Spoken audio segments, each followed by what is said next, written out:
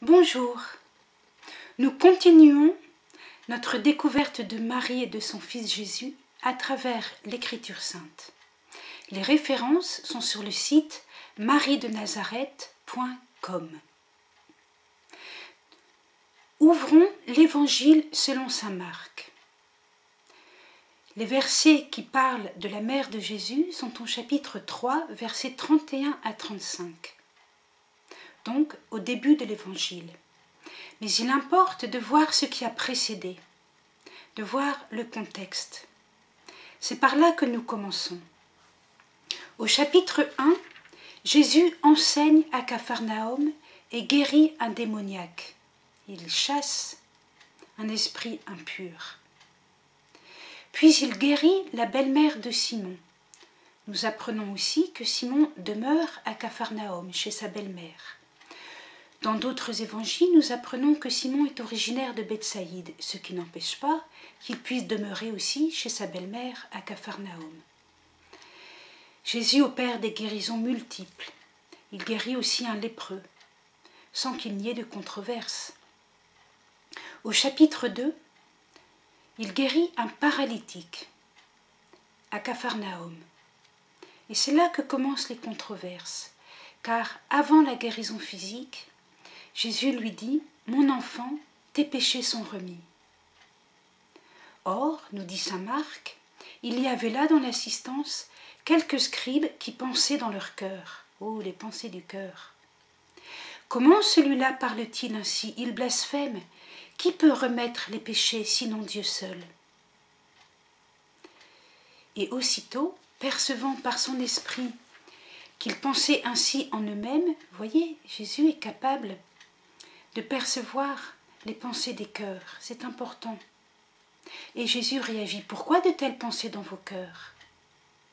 Bien différent sera le climat de la rencontre de la mère de Jésus avec Jésus au chapitre 3. Jésus ne va pas lire les pensées du cœur pour leur dire « Pourquoi de telles pensées dans vos cœurs ?»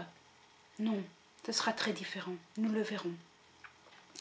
Continuons rapidement. Ensuite, Jésus appelle Lévi, assis au bureau de douane, et il mange avec les publicains. Nouveau scandale, Jésus mange avec les publicains, avec les collaborateurs des Romains. Avançons. Il y a l'épisode des épis arrachés que nous n'expliquerons pas. Il y a ensuite la guérison d'un homme à la main desséchée au chapitre 3. Cette guérison a lieu le jour du Shabbat et elle s'achève par un conflit avec les pharisiens et les pharisiens. Étant sortis, les pharisiens tenaient aussitôt conseil avec les hérodiens contre lui en vue de le perdre. Pourquoi une telle animosité après la guérison d'un homme à la main sèche le jour du Shabbat?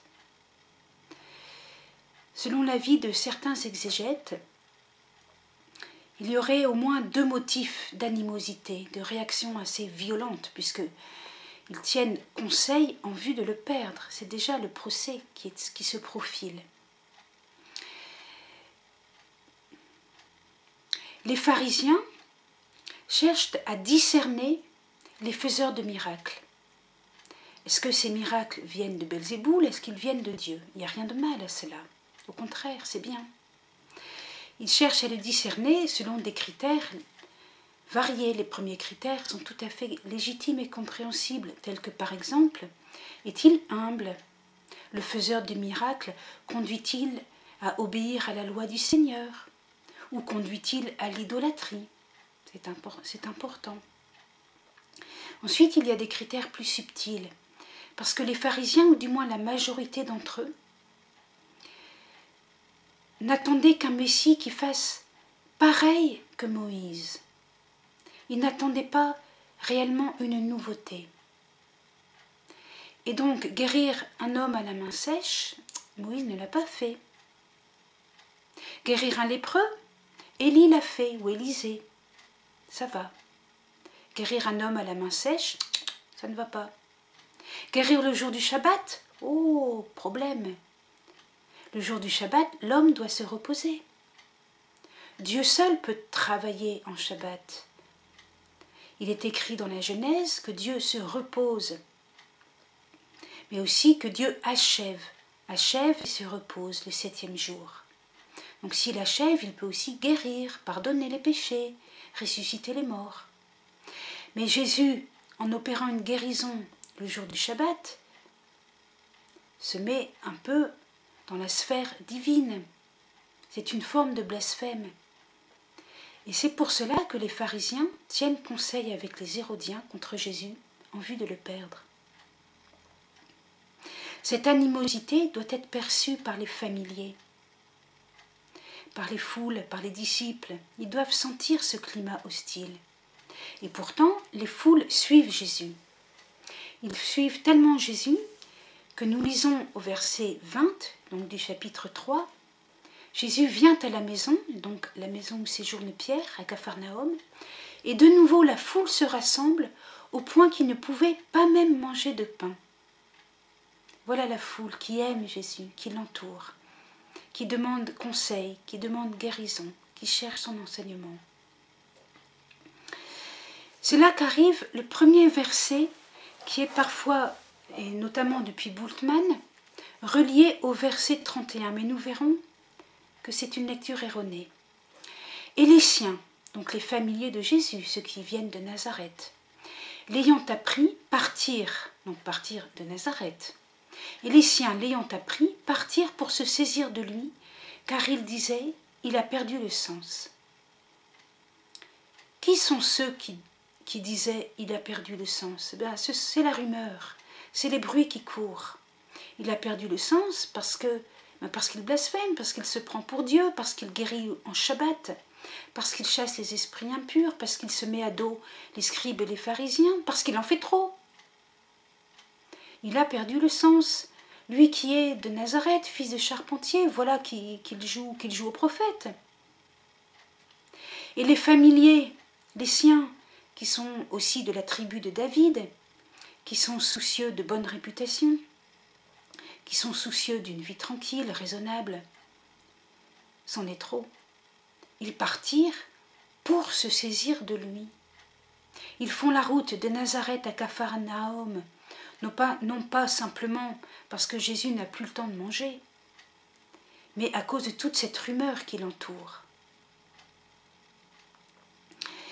Et ils partent avec un esprit un petit peu autoritaire pour se saisir de lui. Il y a de manière sous-jacente le désir d'une épreuve de force, mais il n'y a aucune réaction de Jésus, rien.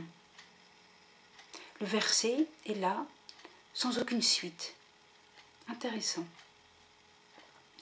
Ensuite, au verset suivant, le verset 22, il est question des scribes qui étaient descendus de Jérusalem. Donc voyez-vous, de la Galilée, nous avons les foules qui suivent Jésus, quelques heurts avec les pharisiens, les familiers de Nazareth qui ont du mal à adhérer à Jésus. Et nous le verrons aussi au chapitre 6. À Nazareth, Jésus n'est pas reçu. Mais ici, nous avons les scribes qui descendent de Jérusalem. Jérusalem qui sera la ville du procès contre Jésus. Jérusalem qui sera la ville de la passion sanglante. Il disait, il est possédé de Belzéboul. Là, nous avons monté un échelon. C'est par le prince des démons qu'il expulse les démons. Jésus, lui, va réagir.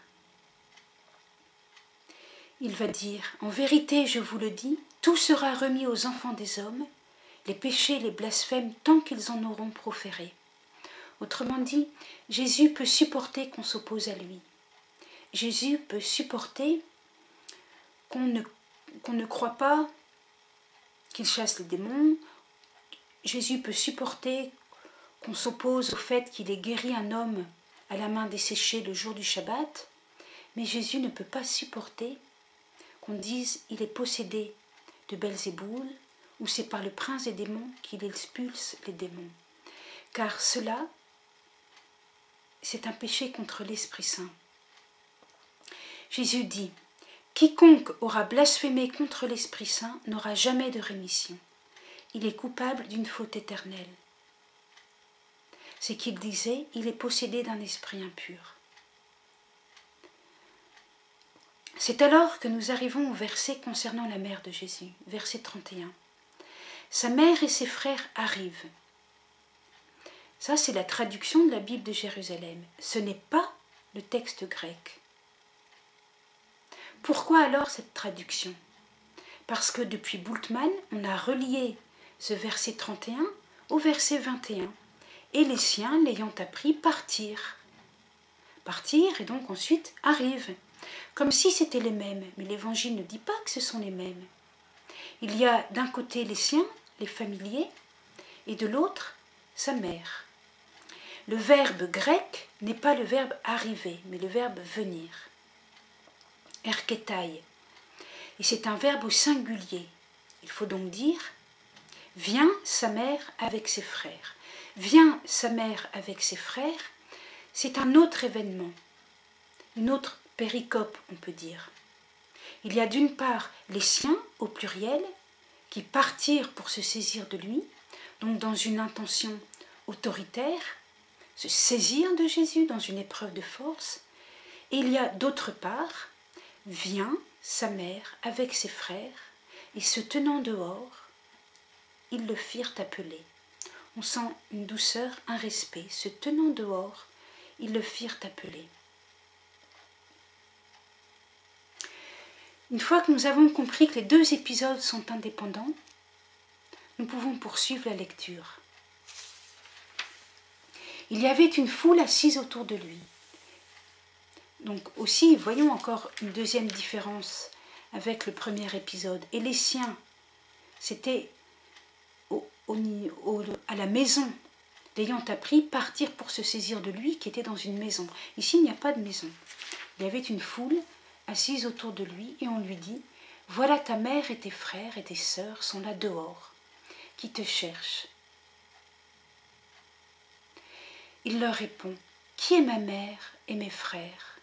Et promenant son regard sur ceux qui étaient assis en rond autour de lui, il dit « Voici ma mère et mes frères, quiconque fait la volonté de Dieu, celui-là m'est un frère et une sœur et une mère. » Il y a donc une certaine crise pour la mère et les frères de Jésus. Une crise. Il faut qu'ils passent des liens du sang aux liens spirituels. Et ce n'est pas facile. Cette crise ne signifie pas du tout que la mère et les frères de Jésus sont inférieurs aux autres disciples. Et nous verrons d'ailleurs parmi les apôtres Jacques et Jude. Jacques qui deviendra l'évêque de Jérusalem, bien que le mot évêque soit un peu prématuré. Et Jude, s'ils sont apôtres, ils ne sont pas inférieurs à cette foule qui est autour de Jésus. Mais ils ont leur chemin à faire, un chemin. D'ailleurs, dans l'évangile selon saint Marc, tous les disciples ont un chemin à faire. Et on peut dire qu'ils ne brillent pas. Les disciples ont un chemin à faire. Nous pourrions comprendre cela à la lumière du prophète Isaïe, qui dit ceci au chapitre 55. « Car vos pensées ne sont pas mes pensées, et mes voix ne sont pas vos voix. Oracle du Seigneur, autant les cieux sont élevés au-dessus de la terre, autant sont élevées mes voix au-dessus de vos voix, et mes pensées au-dessus de vos pensées. De même que la pluie et la neige descendent des cieux n'y retournent pas, sans avoir arrosé la terre, sans l'avoir fécondée et l'avoir fait germer, pour fournir la semence au semeur et le pain à manger, ainsi en est-il de la parole qui sort de ma bouche. Elle ne revient pas vers moi sans effet, sans avoir accompli ce que j'ai voulu et réalisé l'objet de sa mission. » Voilà, tous les disciples sont en la même enseigne, tous.